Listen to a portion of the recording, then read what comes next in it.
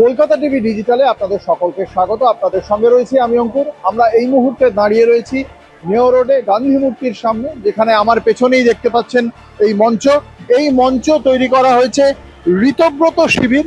এখন তৃণমূল কংগ্রেসের তিনটি আলাদা শিবির, এবং সেই তিনটি আলাদা শিবিরের মধ্যে অন্যতম ঋতব্রত বন্দ্যোপাধ্যায়দের যে শিবির, যিনি রাজ্যের বিরোধী দলনেতা, সেই শিবিরকে এই জায়গা দেওয়া হয়েছে 21শে জুলাই পালন করার জন্য।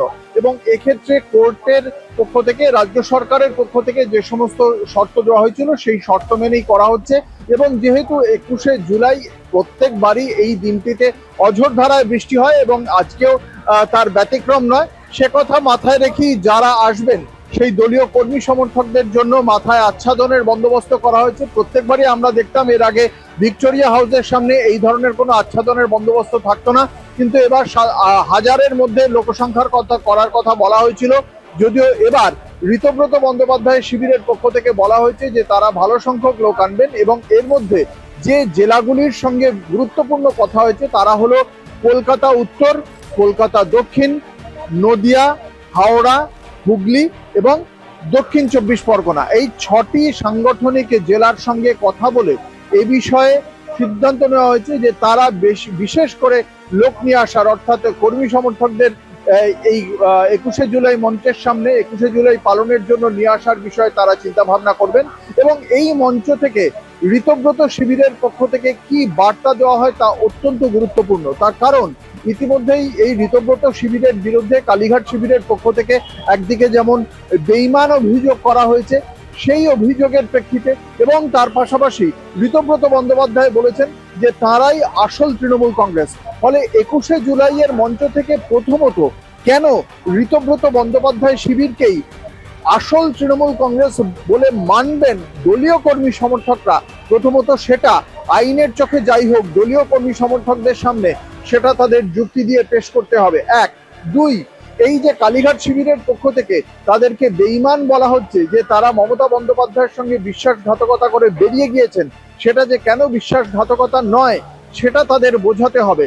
তৃতীয়ত, এই 21শে জুলাইয়ের মঞ্চ থেকে যে তারা আগামী দিনে নতুন কোনো কর্মসূচি ঘোষণা করতে চলেছেন কিনা সেটা একটা অত্যন্ত গুরুত্বপূর্ণ জায়গা। কারণ তারা যে বিজেপি বিরোধী, বিজেপির বি টিম নয়, যেভাবে তাদেরকে দাগিয়ে দেওয়া হচ্ছে যে তারা আদতে বিজেপির বি টিম, তারা যে বিজেপির বি টিম নয়, তারা বিজেপির বিরুদ্ধে নতুন কোন কর্মসূচি বা কোন আন্দোলনের সূচনা করেন সেটাও বোঝাতে হবে ঋতব্রত বন্দ্যোপাধ্যায় শিবিরের।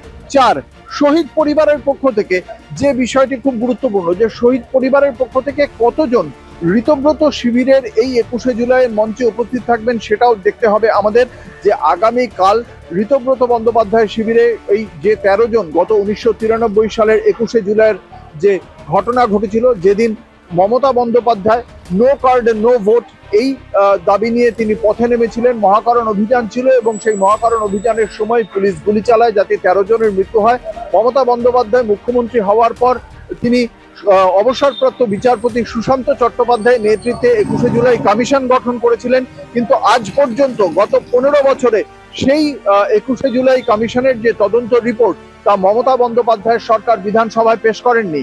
আজকে মুখ্যমন্ত্রী শুভেন্দু অধিকারী তিনি জানিয়েছেন বিধানসভায় তিনি এই অবসরপ্রাপ্ত বিচারপতি সুশান্ত চট্টোপাধ্যায়ের 21শে জুলাই কমিশনের যে তদন্ত রিপোর্ট তা তিনি পেশ করে দেবেন।